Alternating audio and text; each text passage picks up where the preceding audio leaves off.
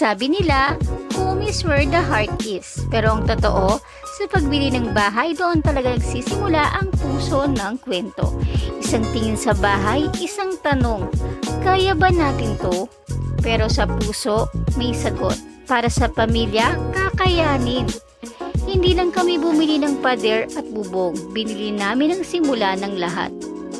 At napakasarap sa pakiramdam nung una naming mahawakan ng susi. Doon namin na-realize na hindi lang ito bahay. Ito ang simula ng pangarap naming tahanan.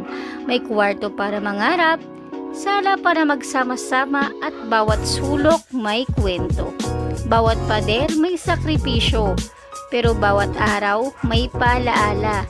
Ito ang bahay na pinangarap, pinag-ipunan at pinaglaban. Ito ang tahanang tinatawag naming amin.